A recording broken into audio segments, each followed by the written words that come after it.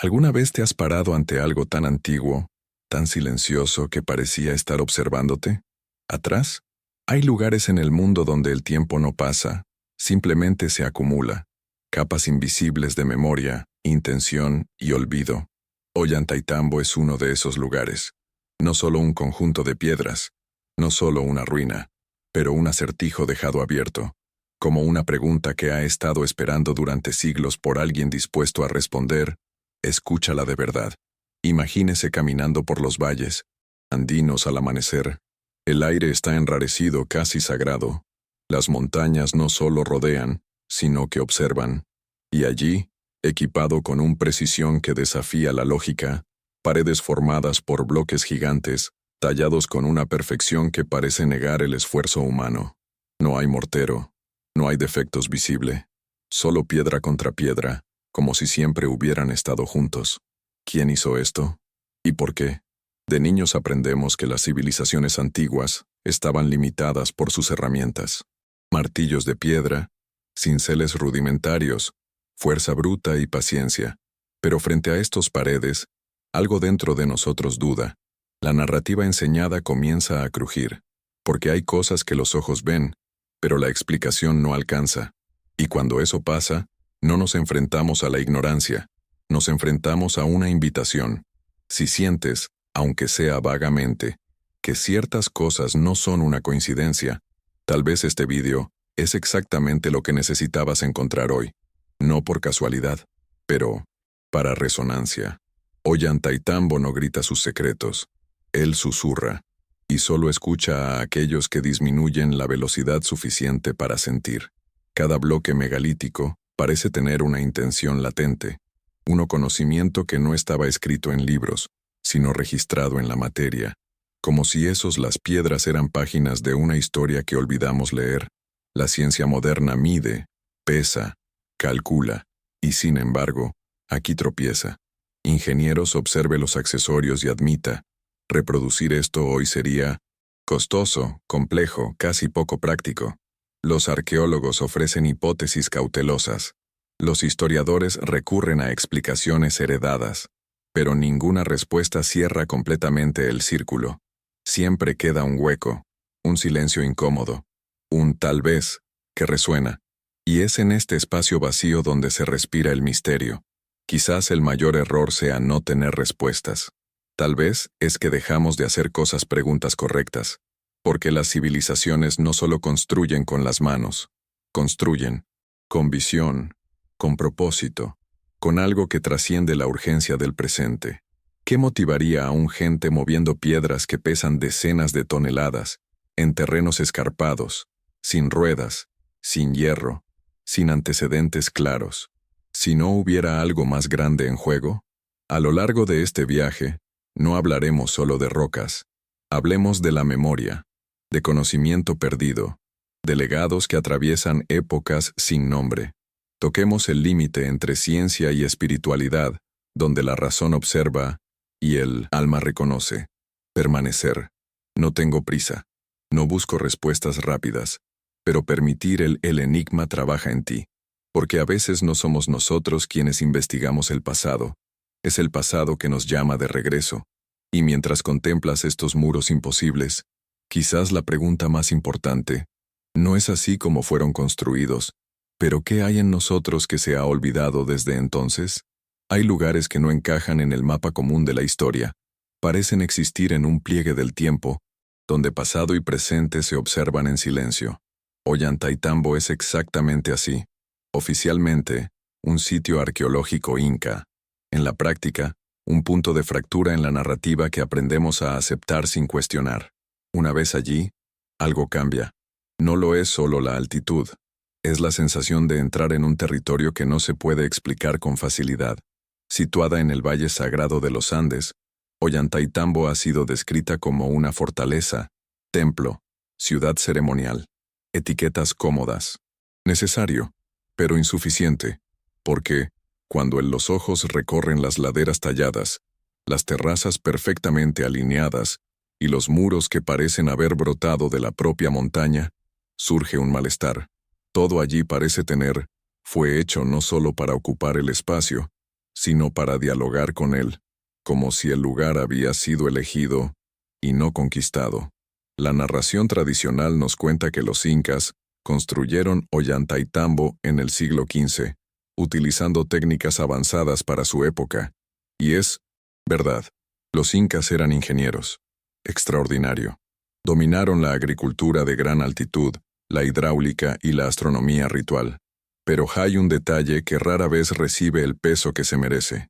No todo en Ollantaytambo parece pertenecer al mismo tiempo, no al mismo nivel de técnica. Hay capas, como si diferentes manos, en diferentes épocas, hubieran dejado allí su firma. Algunas más silencioso que otros. Camina por las zonas más altas. Observa los colosales bloques del llamado Templo del Sol. Compárelos con las construcciones incas claramente identificables a continuación.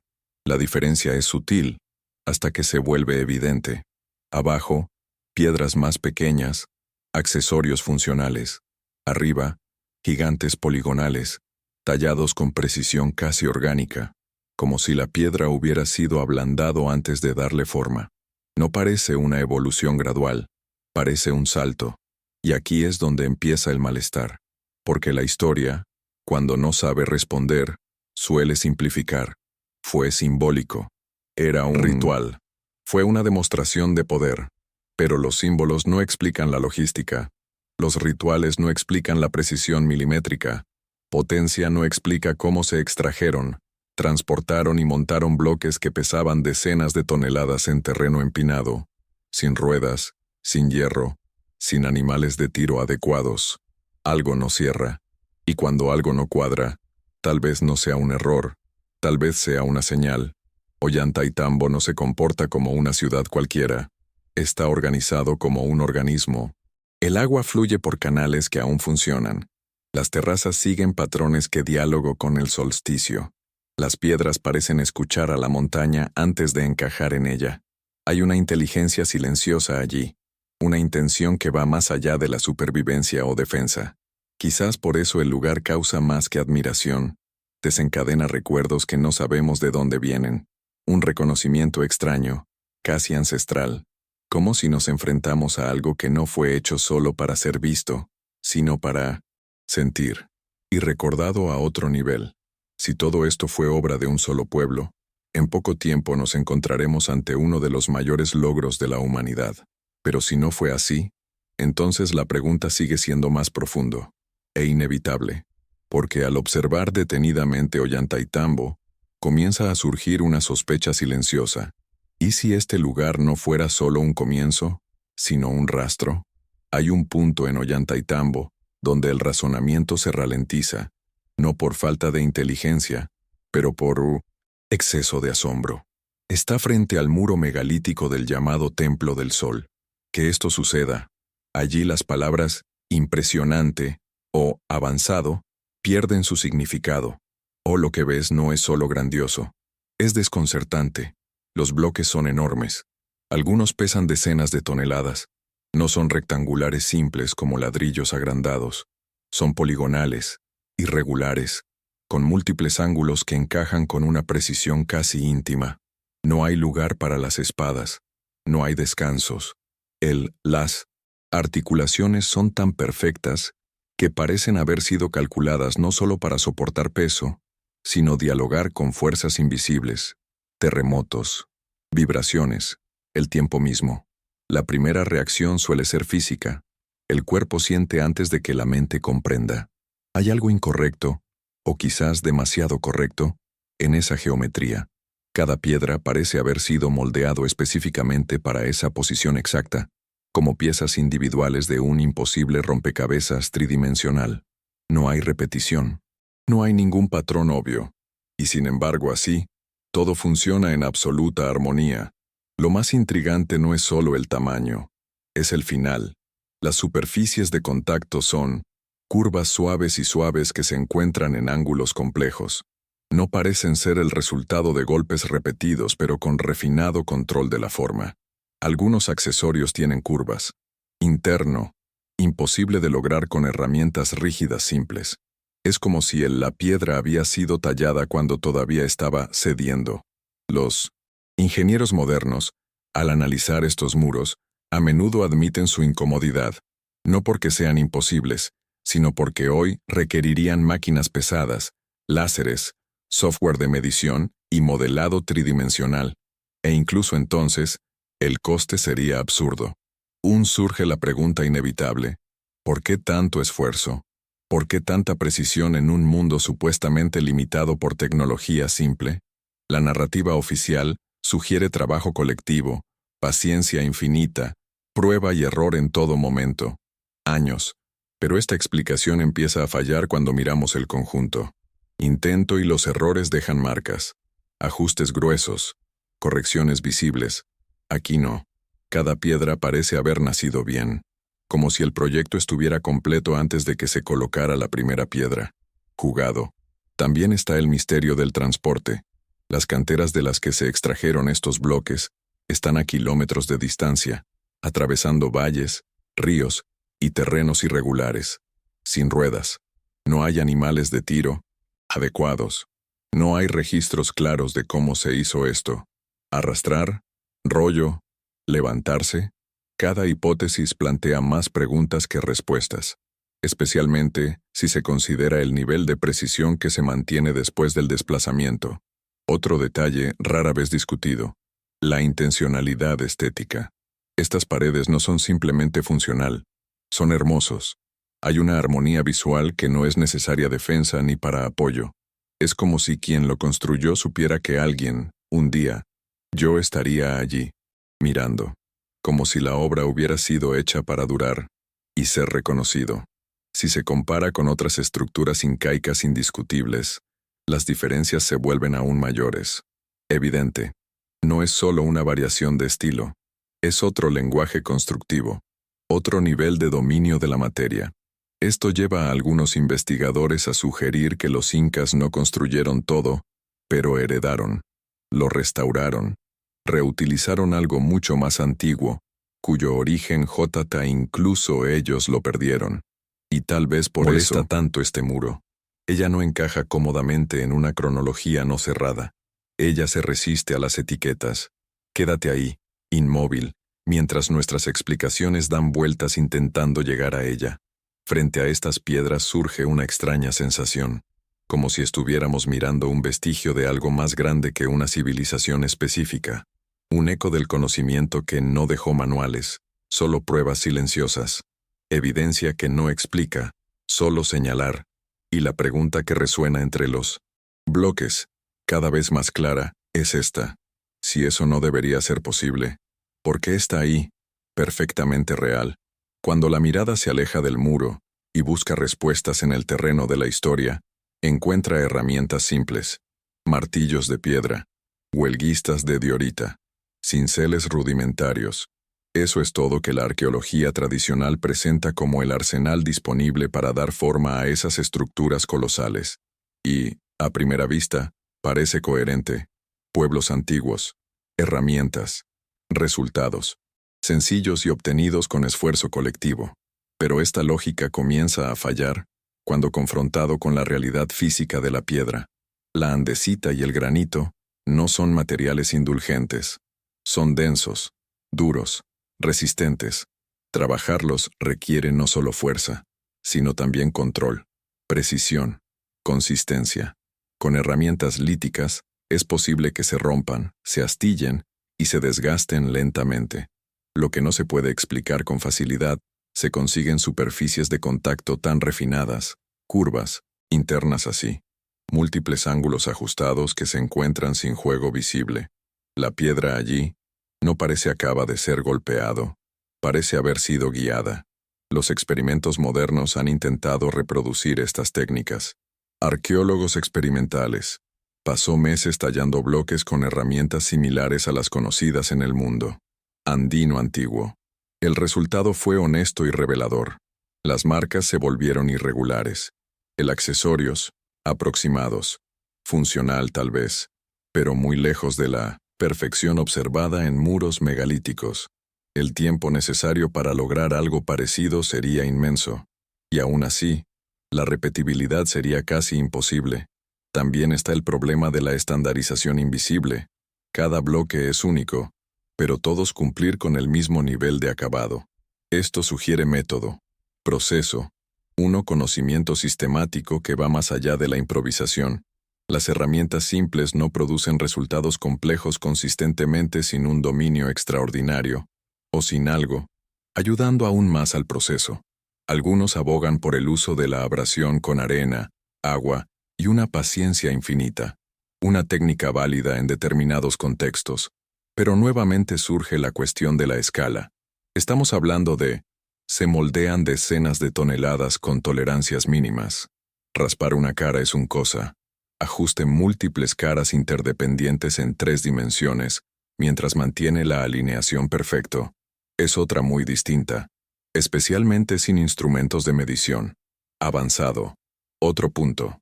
Poco discutido es la ausencia de marcas intermedias. En procesos, después de mucho ensayo y error, uno espera encontrar piedras desechadas, bloques que no encajan bien, registros de aprendizaje. En Ollantaytambo, esto casi no existe. Lo que ves son resultados finales, como si el error hubiera sido eliminado incluso antes de la ejecución, como si el proyecto estuvo claro desde el principio. Esto nos lleva a una pregunta incómoda. ¿Qué pasa si las herramientas conocidas no son toda la historia? ¿Qué pasa si parte del conocimiento técnico simplemente no nos ha llegado? Las civilizaciones no lo registran todo. Muchas cosas se transmiten oralmente. Otros sí pierden cuando ya no se les comprende. La ausencia de evidencia no es evidencia de ausencia, especialmente cuando el resultado final está ante nosotros, sólido y silencioso. Hay hipótesis audaces. Algunos hablan de técnicas de ablandamiento de piedras, hoy en día, considerado legendario. Otros sugieren el uso de métodos químicos, térmicos y vibratorios. La mayoría de estas ideas se descartan rápidamente debido a la falta de evidencia directa.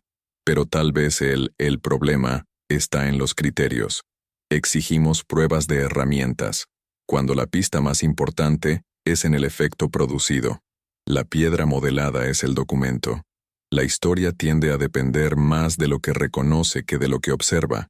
Si algo no funciona, encaja en el modelo aceptado, se suaviza, se reinterpreta, se diluye, pero las paredes no lo son diluir, permanecen, allí desafiando la narrativa con su presencia masiva. Quizás las herramientas no expliquen por qué no son el punto central. Tal vez que es, lo que está en juego, no es lo que se hizo, sino cómo se pensó al hacerlo. Un tipo de ingeniería que integraba mente, materia y entorno. Un conocimiento que no separó técnica de intención. Y si es así, entonces el verdadero misterio no está en las manos que sostuvieron las herramientas, sino en la conciencia que los guiaba. Cuando aceptamos que las herramientas conocidas no lo explican todo, se abre una nueva puerta. Se abre, silencioso, pero inevitable. La idea de que el conocimiento no siempre surge de cero, pero puede heredarse, conservarse, o incluso mal entendido por quienes lo reciben. En Ollantaytambo, esta posibilidad comienza a ganar peso cuando nos damos cuenta que él no está solo. Hay ecos del mismo misterio difundidos por todo el mundo. Mira las rocas de Sacsayhuamán, comparar con los bloques cuasi industriales de Pumapunku, o con la silenciosa elegancia de Machu Picchu. En diferentes altitudes, culturas y contextos, emerge el mismo patrón inquietante.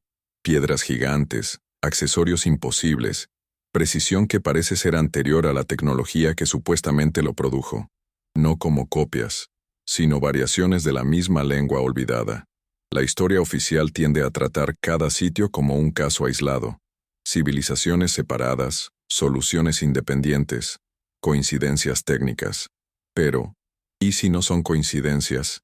¿Y si estamos ante fragmentos de conocimientos mucho más antiguos, transmitidos de forma parcial a lo largo de generaciones? Un conocimiento que sobrevivió no en los textos, sino en prácticas repetidas, sin una comprensión completa de su origen. Muchas culturas antiguas hablan de antes de los tiempos, épocas míticas, edades de oro, pueblos, antepasados que vinieron antes. La arqueología moderna tiende a tratar estos relatos como simbólico, pero los símbolos, a menudo nacen de recuerdos reales, distorsionados por el tiempo. Lo que hoy llamamos mito puede ser el eco de una historia que ha perdido sus detalles, pero mantuvo su esencia. Los incas, por ejemplo, nunca afirmaron ser los primeros. En sus propias cuentas, ellos hablaron de antiguos constructores, de lugares sagrados que ya existían cuando llegaron. Tú, el genio, puede haber estado menos en crear de la nada, y más en reconocer, preservar e integrar lo que encontraron, restaurar, adaptar, continuar, como herederos de algo mayor que ellos mismos. Esto explicaría las diferencias técnicas dentro de un mismo sitio. Distintas capas de construcción. Claramente partes incas coexisten con estructuras que parecen pertenecer a, en otro momento, otra mentalidad constructiva.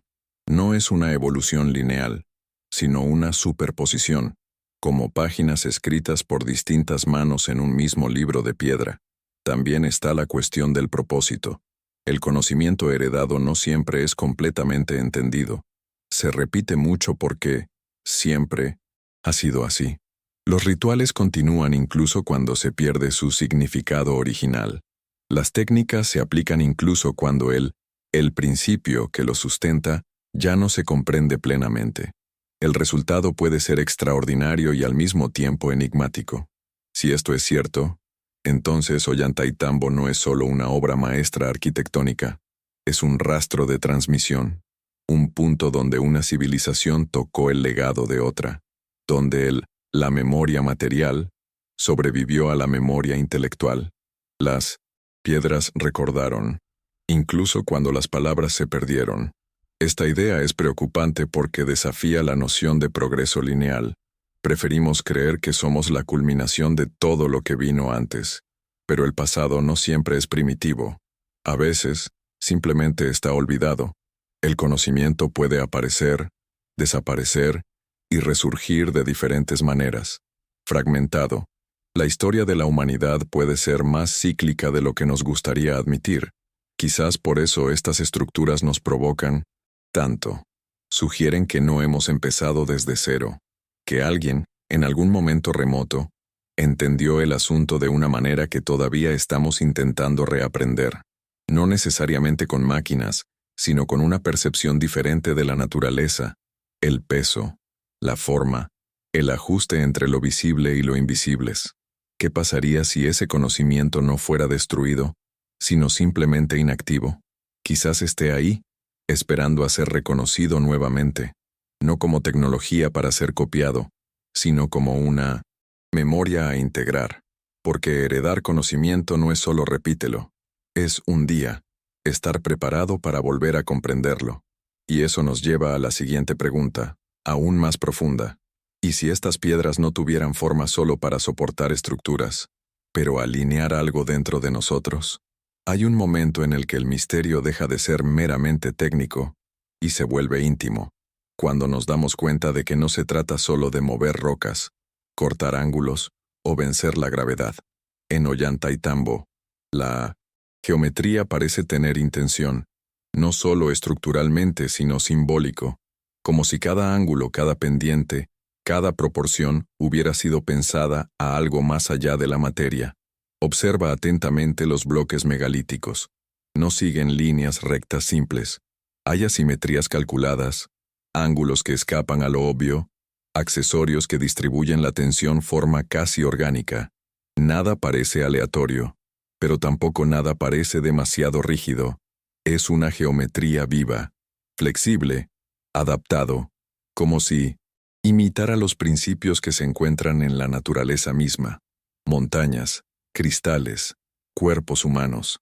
Las culturas antiguas no separaban las matemáticas de la espiritualidad. Para ellos los números no eran solo cantidades, pero cualidades. Las proporciones eran puertas. La geometría era un lenguaje universal que conectaba el cielo, la tierra y la conciencia. Cuando un templo era alineado, no era solo con el sol, sino con el ritmo de la vida. Cuando una piedra fue equipado, no era solo para soportar peso, era para armonizar fuerzas.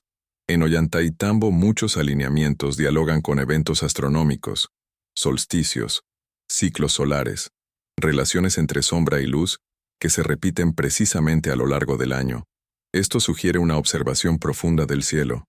Sí, pero también algo más sutil, un intento de sincronizar el espacio humano con un tiempo mayor, un tiempo cósmico. Esta misma lógica aparece en varios sitios antiguos de todo el mundo.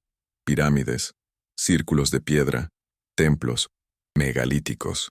Todos comparten una obsesión silenciosa por proporción y orientación, como si los constructores supieran que la forma influye mente. Ese espacio da forma a la experiencia. ¿En qué vivir, caminar o meditar? Ciertos entornos cambian el estado interno del ser humano. Y aquí surge una hipótesis rara vez discutida en profundidad. ¿Y si estas estructuras fueron diseñados no solo para ser vistos, sino también para ser sentidos? Como instrumentos, como resonadores, como arquitecturas de la conciencia. La neurociencia moderna está empezando a reconocer que los entornos influyen profundamente en nuestro estado mental. Altura, simetría, luz, textura, sonido. Todo afecta al cerebro. Ahora, imagínese un pueblo que entendiera esto intuitivamente, o científicamente de otra manera. Forma. Un pueblo que construyó espacios capaces de inducir estados de contemplación, enfoque, reverencia. No por creencia ciega, sino por conocimiento experiencial. Quizás es por eso que muchas personas reportan sentimientos difíciles de explicar al estar en estos lugares. Una quietud inusual, una alineación interna, una impresión de recuerdo, ningún contenido claro, como si algo se estuviera reorganizando por dentro, sin palabras. No es prueba científico, pero es un hecho humano. Y los datos humanos también cuentan historias. La geometría de Ollantaytambo pudo haber servido de puente entre lo físico y lo psíquico, entre el mundo exterior y el interior. Las piedras, en este contexto, no serían solo bloques estructurales, sino puntos de anclaje, hitos de una tecnología olvidada, la tecnología de percepción. Esto explicaría por qué se invirtió tanto esfuerzo en algo que va más allá de la funcionalidad, por qué la precisión supera la necesidad práctica, por qué la belleza está presente incluso donde pocos lo verían. No fue ostentoso, era coherencia con un principio mayor. Quizás los constructores sabían que el verdadero trabajo no estaba solo en el exterior, sino dentro de quien cruzó ese espacio. Esa arquitectura podría despertar algo. Recuerda algo. Armonizar algo que, con el tiempo, se fragmenta. Si esto suena demasiado abstracto, vale la pena recordarlo. Nuestra propia arquitectura moderna influye comportamiento, productividad, emoción. La diferencia es que hoy lo hacemos de forma inconsciente. Quizás, en el pasado, esto se hizo con plena intención. Y si es así, entonces Ollantaytambo no es solo un enigma técnico o histórico. Es una invitación silenciosa, un recordatorio grabado en piedra de que el conocimiento no es solo una acumulación de datos, es la alineación entre forma, mente y espíritu. Y esto nos lleva a una pregunta inevitable. ¿Qué pasa cuando olvidamos cómo leer los espacios que nosotros mismos hemos heredado? Hay un momento en la contemplación en el que las preguntas cesan, no porque fueran respondieron, sino porque se volvieron innecesarios. Frente a estas piedras antiguas, el silencio comienza a hablar, un silencio espeso, casi audible, que no proviene de la ausencia de sonido, proviene de la presencia de algo que permanece. Las piedras no explican, ellos permanecer, y al permanecer, dan testimonio. Cuando el viento pasa entre los bloques, no encuentra huecos, deslizar, como si la pared respira junto con la montaña. El tiempo ha intentado infiltrarse allí durante siglos, lluvia, sol, temblores, y fracasó. No hay grietas obvias ni colapsos dramáticos. Hay resistencia tranquila, una quietud que no desafía, solo observa. Y eso causa algo raro en el observador, humildad, porque somos una civilización ruidosa. Producimos respuestas rápidas, teorías inmediatas, explicaciones cómodas. No las piedras. No compiten por la narrativa. No requieren creencia. Simplemente existen. Y en esta existencia silenciosa, exponen nuestra ansiedad por cerrar misterios antes de comprenderlos. Quizás por eso tantos visitantes reportan la misma sensación al detenerse allí por unos minutos, más de lo normal, una desaceleración interna, como si el cuerpo entendiera algo que la mente todavía intenta traducir. No es éxtasis, no es miedo, es reconocimiento, un tipo de memoria sin imágenes, sin palabras, sin una historia clara, solo la certeza de que lo que importa. Las piedras tienen las marcas del tiempo, pero no parecen cansadas. De lo contrario, hay una extraña dignidad en ellos, como si supieran que sobrevivirían a las interpretaciones pasajeros. Las generaciones iban y venían, los imperios surgieron y cayeron, idiomas desapareció, y continuaron allí, soportando el peso de la montaña y del olvido humano. El silencio de las piedras también revela algo sobre nosotros. Revela cuánto hemos desaprendido escucha. No todo lo que se comunica utiliza la voz. No todo el conocimiento está organizado en oraciones. Algunas verdades solo se presentan cuando el ruido interno disminuye, cuando la prisa ceder, cuando aceptamos no dominar el significado, sino vivir con él. Hay quienes dicen que las piedras guardan recuerdos, no la memoria, como un archivo, sino como resonancia. Lo ocurrido allí dejó marcas que no fueron visibles, pero sí perceptibles. Intenciones, ritmos, estados de conciencia. Si esto suena demasiado poético, vale la pena recordarlo. Incluso la física. El arte moderno habla de vibraciones, campos, información más allá de lo visible. Tal vez que lo que llamamos místico es simplemente ciencia que aún no ha sido traducida. Al tocar una de estas piedras la sensación no es de frío, es densidad, como si el tiempo se había compactado allí. Y por un momento, pasado y presente conviven, no como fechas, sino como presencia. Esto no prueba nada, pero transforma a quienes lo sienten. Y la transformación también es un tipo de evidencia, aunque sea personal. El silencio de las piedras nos enfrenta a una pregunta incómoda. ¿Y si parte de el conocimiento humano no se perdió por destrucción, sino por desinterés? ¿Y si cuando priorizamos solo lo medible, dejamos atrás formas de comprensión más sutiles del mundo? Las piedras quedaron. Somos nosotros quienes cambiamos la forma de escuchar. Quizás no esperan que descifremos sus secretos técnicos. Tal vez lo sean simplemente recordándonos algo más simple y más difícil al mismo tiempo. La capacidad de estar presente. Observar sin dominar. Aceptar que no es necesario explicar todo para ser verdad. Al final, la mayor lección de estos muros puede que no sea en ingeniería, ni en cronología, ni en origen. Quizás sea en el silencio que imponen. Un silencio que no borra preguntas, simplemente las madura. Y cuando nos alejamos llevándonos este silencio, surge una nueva inquietud. Si las piedras aún recuerdan, ¿qué nos hemos olvidado de oír? Cuando un misterio permanece demasiado largo, la pregunta deja de ser ¿qué no sabemos? Y se vuelve ¿por qué no sabemos? En el caso de estos muros megalíticos, la falta de respuestas no se debe solo a dificultades técnicas. Hay algo más sutil en juego, algo humano, institucional, emocional. La historia no se escribe solo, con hechos. Está moldeado por límites invisibles a lo que estamos dispuestos a aceptar. La arqueología moderna nació con un noble compromiso: organizar el pasado con método y rigor. Pero, como toda estructura humana, también heredó los miedos. Miedo a errar, miedo a romper el consenso, miedo a abrir puertas que ya no se pueden cerrar. Cuando un descubrimiento amenaza el cronograma establecido, la reacción más común es no.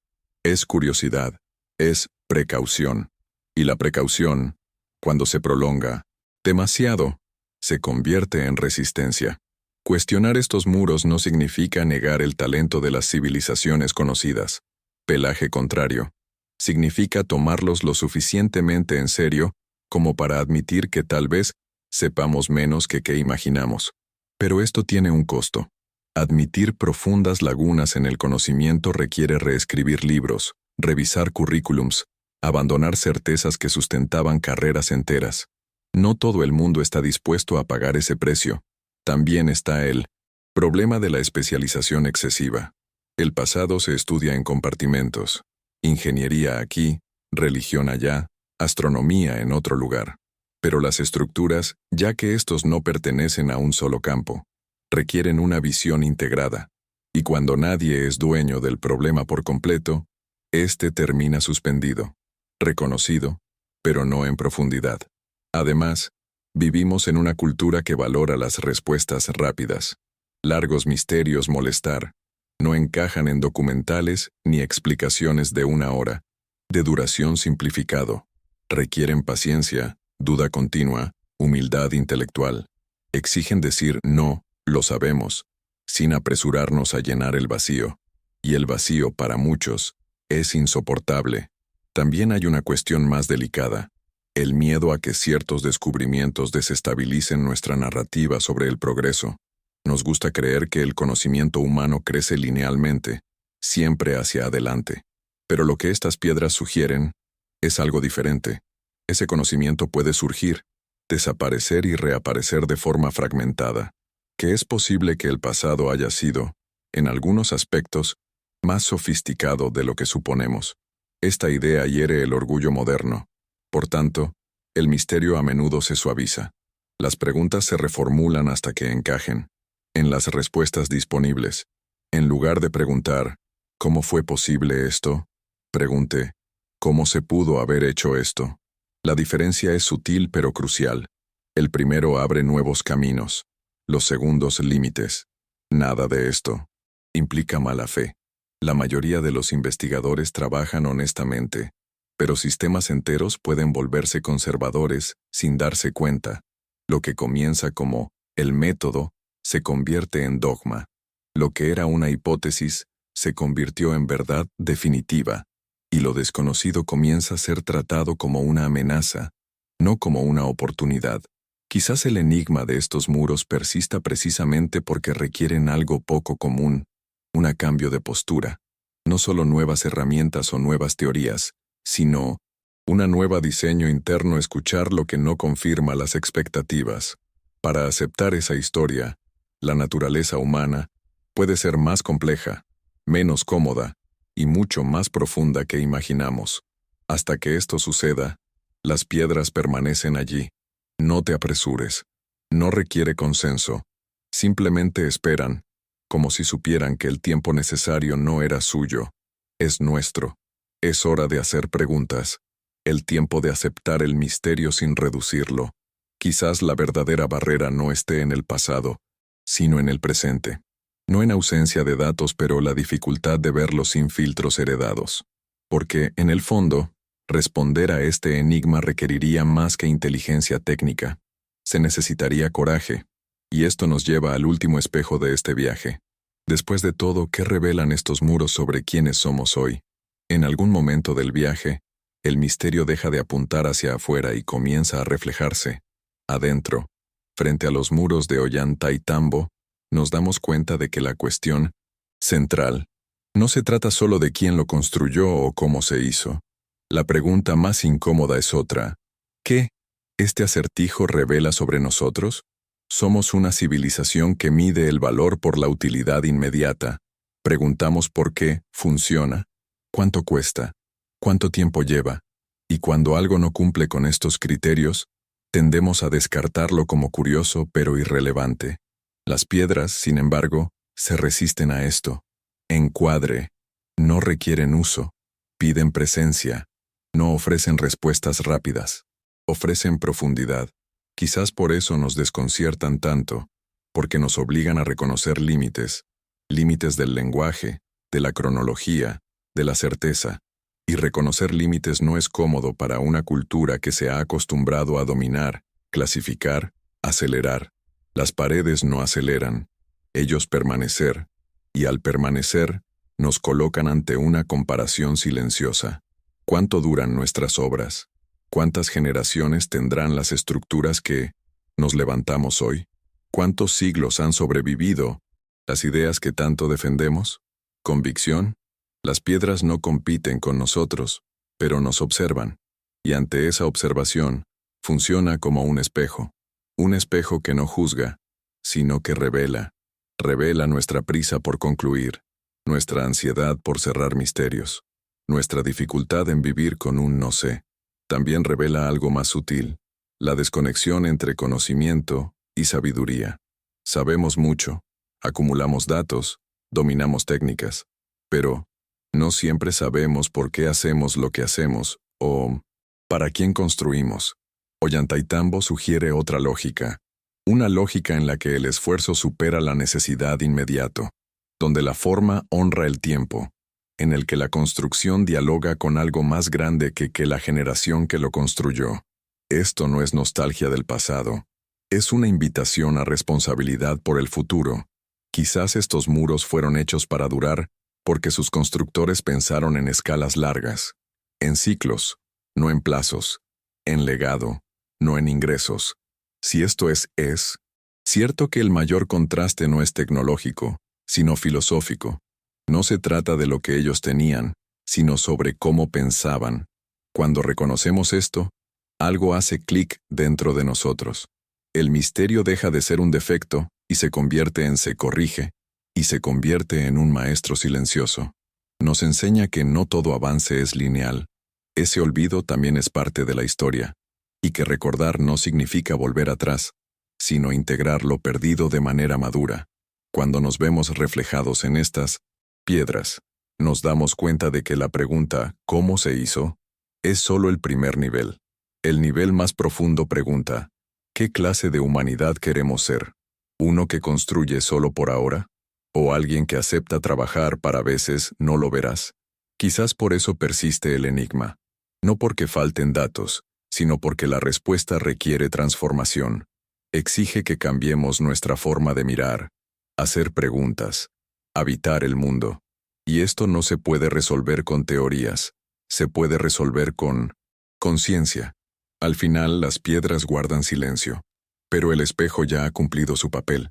El nosotros mostró no solo un pasado oscuro, sino un presente inquieto, y preparó el terreno para la última reflexión, la más delicada de todas, porque, si este enigma todavía nos llama, tal vez no esté destinado a resolverse, pero para ser cruzado.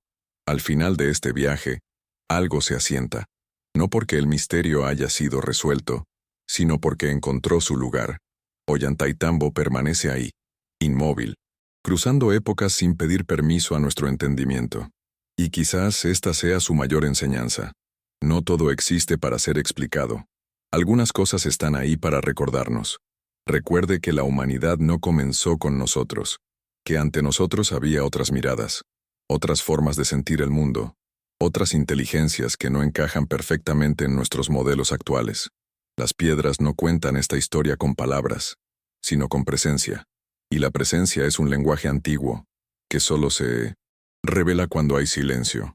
Respetado. Quizás el verdadero enigma nunca fue técnico. Tal vez nunca se trató de herramientas, fechas o métodos de construcción. Quizás el enigma sea interno. Un teloco manera suave de recuperar algo que perdimos en el camino. La capacidad de escuchar el tiempo, honrar el misterio, reconocer que lo desconocido no es una amenaza, es una portal. Cuando miramos estos muros con humildad, algo cambia. La necesidad de la maestría da paso al deseo de comprender. La ansiedad por respuestas da paso a contemplación. Y en ese espacio sucede algo esencial. Recordamos que somos parte de una historia mucho más grande que nuestras propias vidas. Si este mensaje tocó algo en ti, no lo descartes. Permítale quedarse. Que maduro. Deja que resuene. Regístrate y síguenos no por costumbre, sino por afinidad, porque tal vez este viaje no se trate de piedras antiguas, sino de caminos interiores que el alma todavía reconoce. Y antes de partir, llévate una última pregunta. No para responder ahora, sino para guardar. ¿Y si eso que llamamos pasado no ha quedado atrás, pero dormido, esperando el momento en que estemos listos para recordar?